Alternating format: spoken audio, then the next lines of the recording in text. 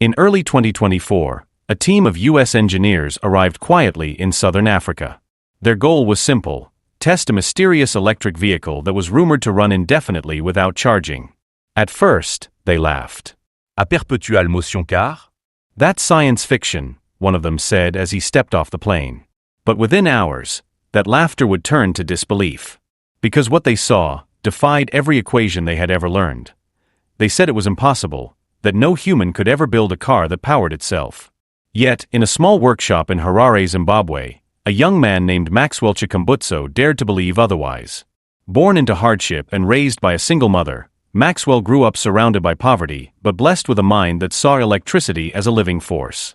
While other children played in the streets, he spent hours taking apart broken radios, trying to understand the invisible power that made them come alive. By 14, he had already built his first homemade transmitter using scraps of metal and discarded circuits, astonishing everyone in his neighborhood. One night, while experimenting with copper wires, a small light bulb in his setup stayed on even after being disconnected from power, a moment that changed his destiny. To him, it wasn't magic, it was discovery. He began to believe that energy was not created but revealed to those who dared to look deeper. The world around him doubted his ideas. His teachers called his questions foolish. His neighbors thought he was wasting his life. But Maxwell didn't stop. In his mother's tiny backyard, he built a small workshop filled with old car parts and computer fans, fueled not by money but by faith. If the human heart can run for a lifetime without charging, he once said, why can't machines do the same? Guided by that belief, he spent sleepless nights sketching ideas by candlelight, whispering to himself that one day, the world would believe in African science. He called his vision the Green Power Machine, a dream of creating a car that could generate its own power. Years later, that same dream would bring a team of U.S. engineers thousands of miles to his doorstep, where what they were about to witness would defy everything they thought they knew about energy, technology, and the limits of human imagination. After years of working in silence, Maxwell's small backyard lab had turned into a battlefield of trial and error. His neighbors often heard strange hums, occasional sparks, and the echo of a man arguing with himself as he wrestled with theories that even trained scientists had abandoned. By his mid-20s, he had built dozens of prototypes, small generators, magnetic rotors, and radio frequency coils, each one getting him a step closer to unlocking what he called free energy. But success did not come easy. Many times, his devices failed, sometimes burning out entirely, leaving him in tears and frustration. He was ridiculed by local engineers, called a fraud by skeptics, and even warned by some to stop playing with forces he didn't understand. Yet, Maxwell believed he was guided by something higher, a calling beyond logic. He would often say, God hides his secrets in plain sight, waiting for those crazy enough to look. With no financial support, he scavenged broken electronics from junkyards, turning them into experimental machines. His mother worried, begging him to find a normal job, but Maxwell couldn't let go. In 2003, after months of failure, he finally built a small generator that produced continuous power without fuel. It ran for days, lighting a bulb in his room that became a symbol of hope. That moment was both victory and curse. The device worked, but no one believed it.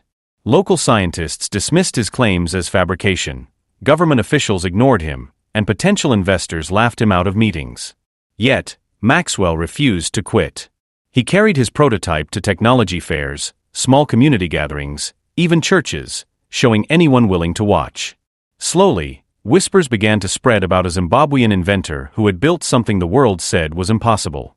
Still, fame brought no fortune. He faced legal threats, jealousy, and pressure from groups who didn't want disruptive ideas to surface. But instead of breaking him, it forged him. Every obstacle became proof that his discovery mattered. In his notebook, he wrote, "The greater the resistance, the closer you are to the truth." That sentence became his prayer. And though he didn't know it yet, those long, lonely years of rejection were preparing him for the day the world would finally come knocking, when the U.S. engineers themselves would arrive to see if this African dreamer had truly rewritten the laws of energy. By 2007, Maxwell had reached the edge of exhaustion. Years of endless experiments had drained every ounce of energy, faith, and money he had. The tiny workshop that once buzzed with hope now stood quiet, littered with burnt circuits and rusted coils, a graveyard of failed dreams. He had sold nearly everything to keep his projects alive, even his mother's furniture. One night, as rain poured outside and thunder shook the tin roof above him, Maxwell stood over his latest invention, a compact energy unit he had redesigned for the 100th time. He whispered a short prayer, "God, if this is truly your calling, show me the light." Moments later, as he adjusted a copper coil and connected two wires, the device hummed softly and then, it came to life.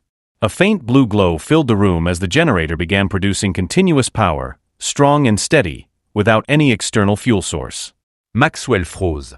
He touched the device, warm but stable, and then looked up, tears in his eyes. It was working. It was finally working. The breakthrough he had chased for a decade was real, sitting right before him on a dusty wooden table. For hours he stared, unable to move, afraid that if he blinked, the light would vanish. But it didn't. The next morning, his neighbors found his small house illuminated brighter than ever before, even during a blackout that had plunged the entire neighborhood into darkness. Word spread quickly, "The man in Kuadzana has light when no one else does." People came to see it with their own eyes, whispering in disbelief.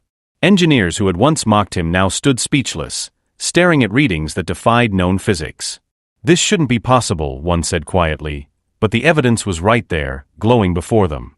Maxwell named the device the Green Power Generator, the first self-sustaining energy unit of its kind. He tested it for days, and it never stopped. It was more than an invention, it was a statement to the world that African innovation was real, powerful, and unstoppable. But success came with shadows. Local authorities began questioning him, journalists demanded interviews, and whispers of international interest began to surface. Some saw a visionary, others saw a threat to global energy systems. Maxwell didn't care. For him, the light that filled his workshop was not just electricity, it was hope, proof that God had not forgotten the dreamers who dared to build the impossible. And from that moment on, he knew his life would never be the same. After proving that his generator could create endless power, Maxwell's mind refused to rest. If his small unit could light homes, he wondered, could it also move machines? Could it perhaps power a car, one that would never need fuel, never need charging, never stop running? The thought consumed him day and night. He began sketching designs for an electric vehicle unlike anything the world had ever seen. His dream wasn't to build another luxury car, it was to build freedom on four wheels, freedom from oil, from poverty, from dependence on imported technology. In his modest workshop, Maxwell started assembling what would later be called the Seth EV. He didn't have funding or industrial machinery, he had hope, prayer, and the hands of a few loyal friends who believed in his vision. They scavenged parts from old vehicles, welded frames in the open air, and spent countless nights rewiring circuits with trembling fingers. Each failure taught them something new. The first prototype sputtered, the second refused to move, but the third came alive. When they switched it on, the vehicle hummed softly, powered entirely by Maxwell's green power energy system. It didn't just move, it glided. There was no sound of an engine, no smoke, no vibration. Only motion born from invisible energy. Maxwell stood there, staring at tears blurred his vision. It worked. The dream that began in his mother's backyard had evolved into a full-sized, self-powered electric car. Word spread fast across Harare. People gathered to witness it, whispering that they were seeing the future built by an African. The car could travel endlessly without being plugged in, drawing power from within its own system, a loop of radio frequencies, electromagnetic fields, and genius. Engineers from neighboring countries came to inspect it, and some left shaking their heads, unable to explain what they'd seen. Maxwell, however, stayed humble. "This car isn't just mine," he said. "It belongs to every child in Africa who was told they could never invent something great." Soon after, he founded Seth Technologies, a company built not from wealth but from faith and vision. He showcased his car at small tech fairs, and even foreign journalists began to take notice. Some called it the African Tesla, others dismissed it as impossible science, but no one could ignore it. For Maxwell, the car was more than metal and circuits, it was proof that innovation doesn't need permission. Each time he pressed the start button and heard the silent hum of power, he felt closer to the purpose that had guided him all along, to show the world that Africa could lead the next energy revolution. And though he didn't know it yet, the day was fast approaching. When a group of American engineers would arrive, ready to test his creation, ready to question his science, and ready to have their beliefs shattered by what they were about to witness. News of Maxwell's invention had crossed oceans. Whispers of a car that powered itself had reached university halls in California, research labs in Texas, and energy think tanks across Washington, D.C. Many dismissed it as another wild internet myth, but a few curious engineers wanted to see for themselves. Within months, an American research delegation contacted Seth Technologies, requesting permission to test the vehicle in person. For Maxwell, this was both thrilling and terrifying, a chance to prove his life's work, but also to face the world's toughest skeptics. When the engineers arrived in Harare, they came armed with advanced tools, scanners, voltage analyzers, and skeptical smiles. They expected to find hidden batteries, concealed fuel tanks, or some clever trick behind the miracle car. Maxwell welcomed them humbly, his hands slightly trembling but his faith unwavering. "Gentlemen," he said with a calm smile, "I built this not to impress you, but to inspire the world." The team began their inspection. They dismantled panels, traced every cable, checked every sensor. The car was clean, no fuel lines, no external charging system, no trick circuits. Just a complex arrangement of electromagnetic coils and a strange green-boxed power unit labeled GPM, the Green Power Machine. The Americans exchanged puzzled looks but proceeded to test it scientifically. They placed it on a dynamometer, connected meters, and began running the car. The moment Maxwell turned the key, the vehicle came alive, silent, smooth, and steady. The dials showed full power output but zero energy input. One engineer leaned closer, his jaw tightening. "That can't be right," he muttered. They ran the test again. Same result. The readings showed a consistent power cycle without depletion. The air in the room grew heavy. Disbelief turned into silent awe. For nearly 3 hours, the car ran without a single drop in performance. Finally, one of the senior engineers stepped back, exhaled deeply, and said, "This shouldn't even be possible." Cameras captured their stunned faces as Maxwell quietly observed, his hands folded, his eyes filled with quiet pride. He didn't boast, he didn't gloat, he simply whispered, "What you're seeing is the beginning of something bigger than all of us." That night, after the tests concluded, the American delegation sat in their hotel lobby, replaying the data. Every analysis confirmed the same impossible truth: an African inventor had built an energy system that defied conventional physics. Their report later described the event as technically unexplainable but functionally undeniable. For Maxwell, it wasn't about proving the skeptics wrong. It was about proving to his continent that they had always been right to dream. As he watched the U.S. engineers drive away the next morning, still shaking their heads in disbelief, he knew this was no longer just his invention. It was Africa's moment to stand before the world and say, "We too can change the future." The sun was rising over Harare as the U.S. engineers prepared for the moment of truth, the public test drive of Maxwell Chikumbutso's self-powered electric car. The air was thick with curiosity and disbelief. Journalists gathered with cameras, scientists stood with crossed arms, and local spectators lined the streets, whispering prayers for their hometown inventor. Maxwell stood quietly beside the sleek silver vehicle, his eyes reflecting both faith and fatigue.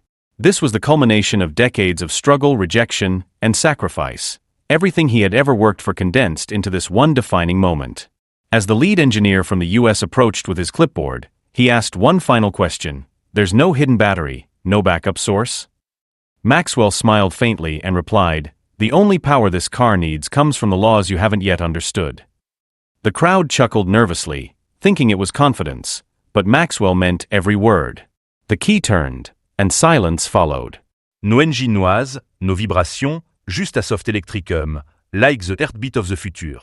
The car began to roll forward, then accelerated smoothly down the long testing lane. The engineers watched their monitors in disbelief. No drop in voltage, no external input, yet continuous torque. The car glided effortlessly, even when climbing a steep incline that would challenge most EVs. At one point, one of the American technicians removed a sensor cable mid-drive to verify the readings. The data didn't change.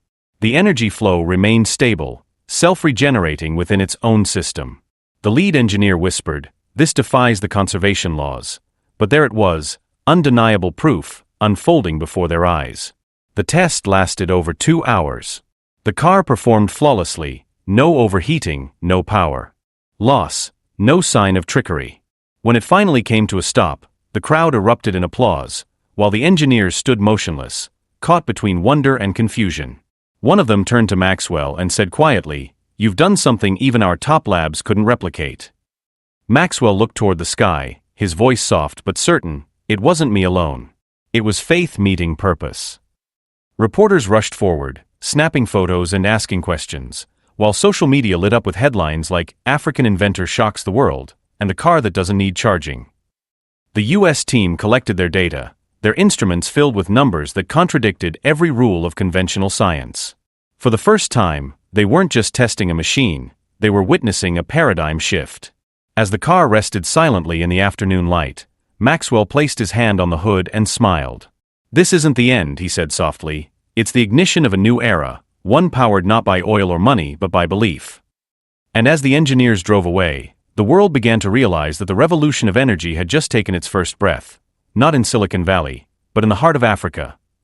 News of Maxwell Chikumbutso's self-powered car spread across the globe like wildfire, igniting debates, disbelief, and inspiration all at once.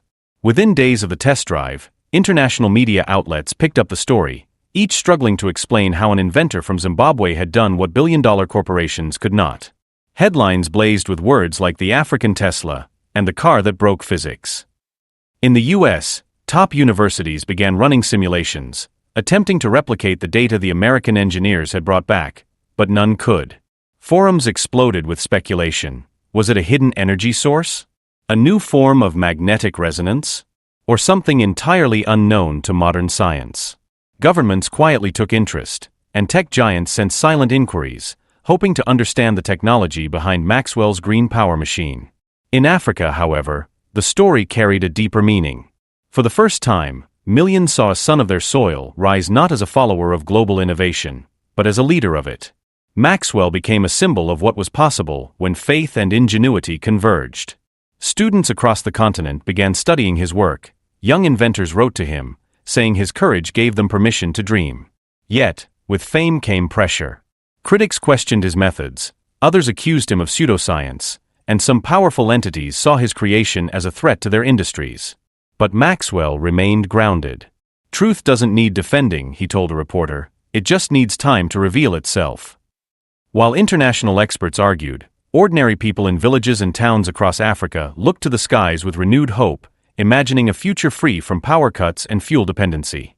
Meanwhile, engineers from Europe and Asia reached out, requesting partnerships, research collaborations, and demonstrations. The global conversation was no longer about disbelief, it was about possibility. Scientists began re-examining long-dismissed theories on electromagnetic fields and zero-point energy, inspired by the undeniable proof from Zimbabwe. Even in the corridors of energy policy, whispers began. If Maxwell's technology scaled, it could rewrite the future of transportation and energy infrastructure forever. But amidst the global chaos, Maxwell stayed humble, often seen in his modest workshop, surrounded by students and young innovators. "This isn't about me," he would say softly. "It's about showing that Africa has always had brilliance, it just needed belief." His invention had done more than challenge science. It had awakened the sleeping giant of African potential. As one American scientist later admitted on live television, the world wasn't ready for him, but he might just be the man who forces us to rethink everything we. The test in Harare sent ripples across the world. Within days, headlines erupted, U.S. engineers stunned by African EV, the impossible car, and Zimbabwe's genius redefines energy. Some called it a hoax, others called it divine intervention. But those who had been there knew what they'd seen, a vehicle that challenged physics itself. Maxwell Chikumbutso suddenly found himself at the center of global attention. Emails poured in from universities, corporations, and governments wanting to replicate his technology. Yet behind the excitement, there was unease. Some powerful voices in the energy world wanted his work suppressed, fearing it could disrupt multi-trillion-dollar industries. Strange offers arrived, buyouts worth millions, requests to partner, conditions to hand over his patents. But Maxwell refused every one of them. "You can't sell what was given by God," he said simply. His loyalty was not to money but to purpose. As debates raged online, people across Africa began to see him as more than an inventor. He became a symbol of what the continent could be if given the chance to dream without limits. Young engineers and students from Ghana, Kenya, Nigeria, and South Africa began writing to him, saying, "You've made us believe again." For the first time in modern memory, Africa was not following innovation, it was leading it.